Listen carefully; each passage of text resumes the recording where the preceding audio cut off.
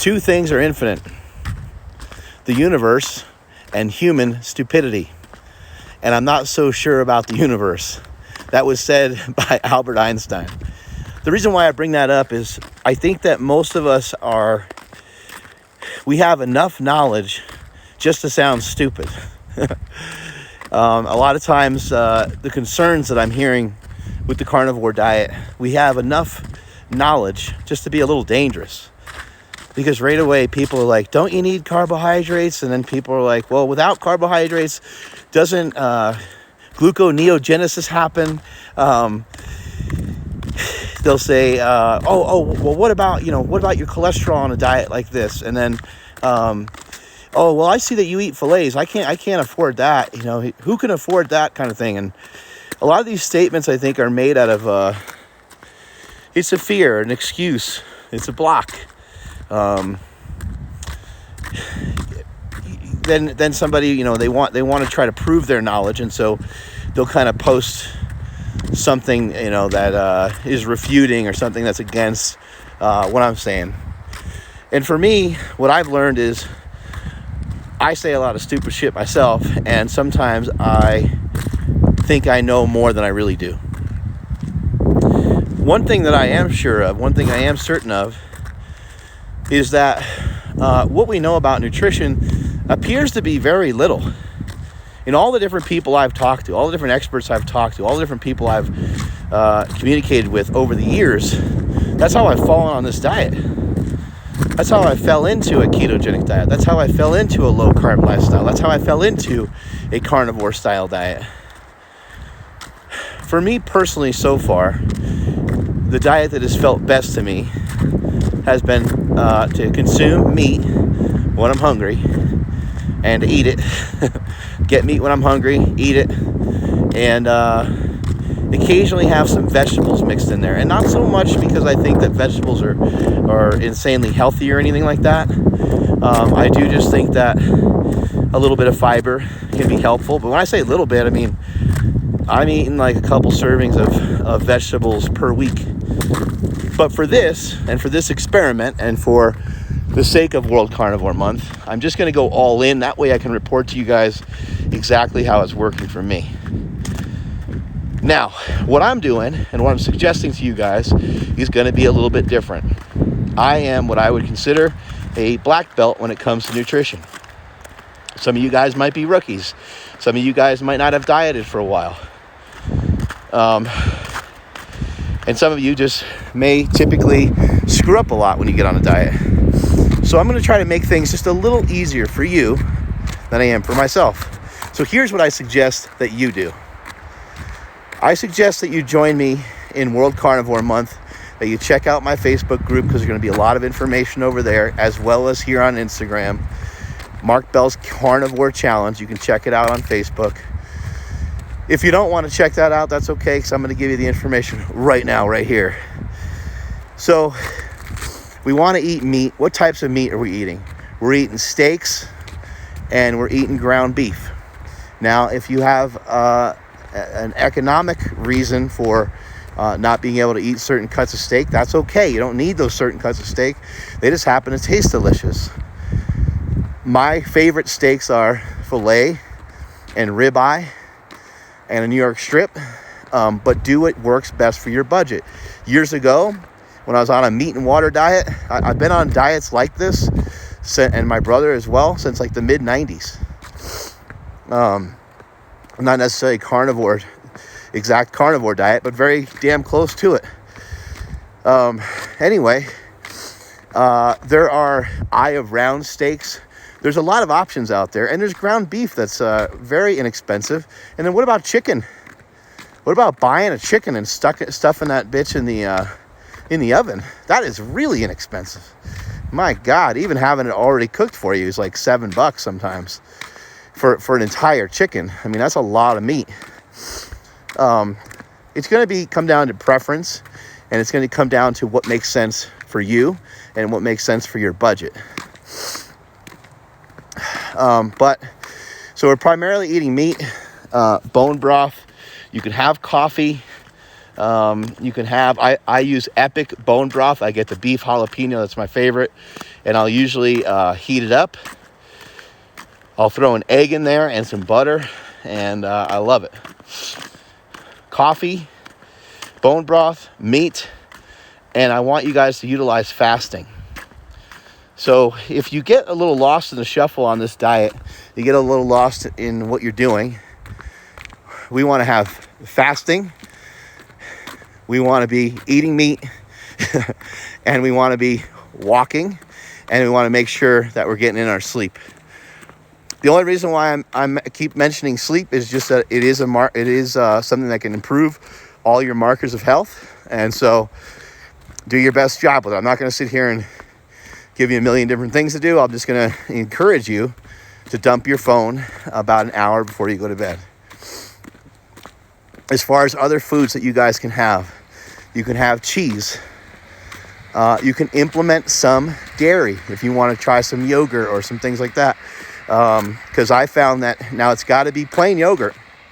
Can't be buying flavored shit. Now I found that some plain yogurt, full fat yogurts with a little bit of like slingshot protein was a really nice treat for me.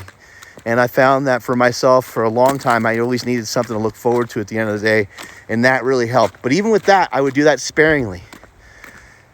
And I'd also suggest for a few days, the first few days, be real strict. Keep a real tight schedule. Keep a real tight regimen. And don't even do that yogurt, because that bliss will sometimes cause a reaction to you wanting to do more stuff. My favorite snack, I've shared it with you guys before, is some hard-boiled eggs.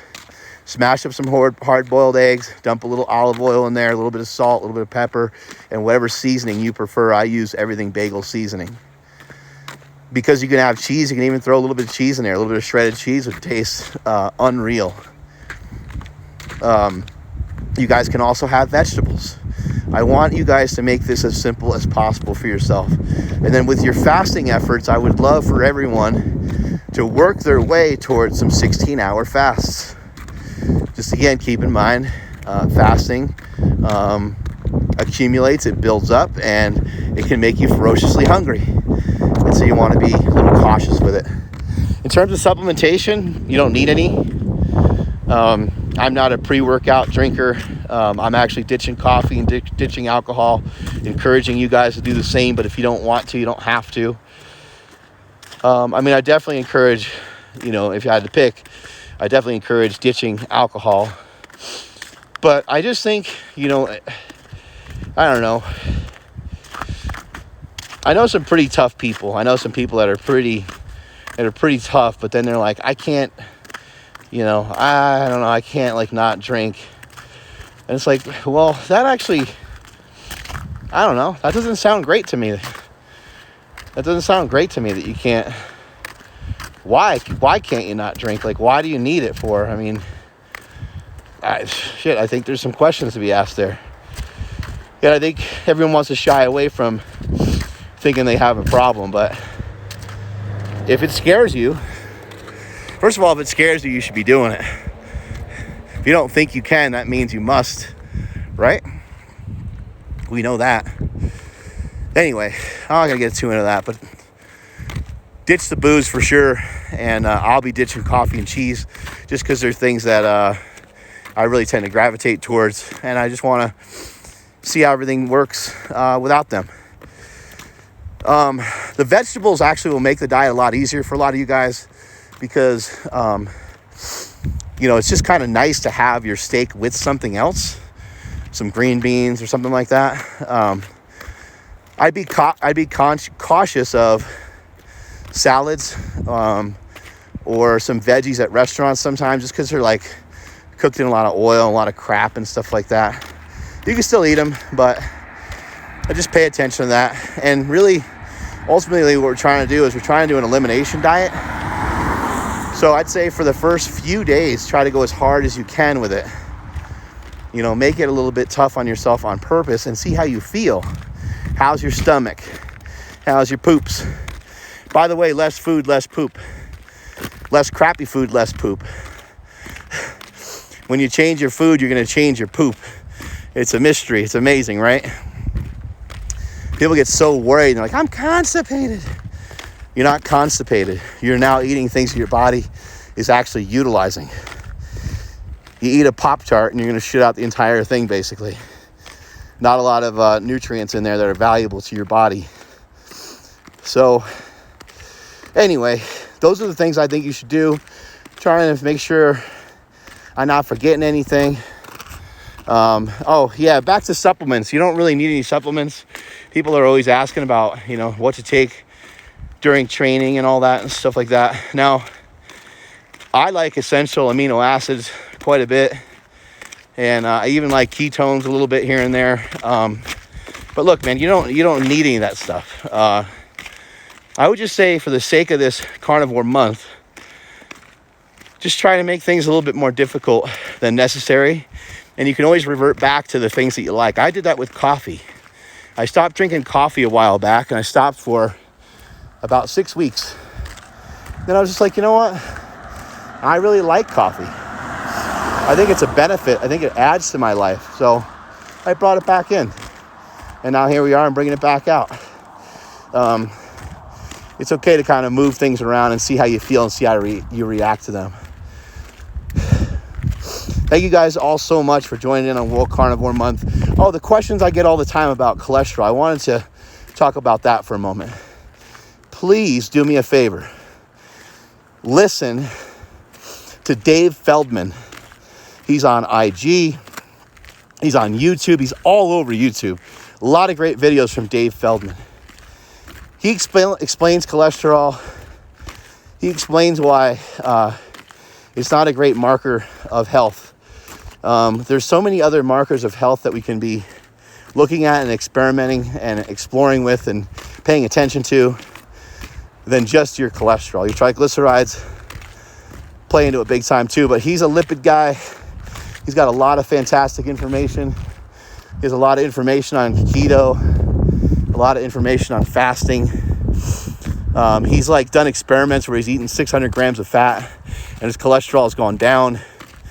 300 or 400 of that fat calories were from, or grams of fat were from saturated fat. Dave Feldman, he's going to be able to tell you way more about cholesterol than I can ever imagine. Now, I don't want to make you think that cholesterol is totally insignificant. I just think that the bell that we rang from it is going to be hard to unring. And as I said earlier, the only thing that's infinite is human stupidity. And we're not going to, unfortunately, we don't learn, we don't adapt to new information. I mean, even the stuff that Dave Feldman's doing where he's eating a ton of bread and lowering his cholesterol, he's just kind of doing some of these things just to show just how inefficient these readings really are. Like it's not something we need to be all that attached to, but go and check out the information he's got. It's really mind-boggling. Also, while you're following along with me, follow along with Big Strong Fast. That's my brother. Follow along with Dr. Sean Baker, Dr. Paul Saladino. These are all people that you want to follow. You want to pay attention to what they're doing. I thank you guys so much for following along. Appreciate it.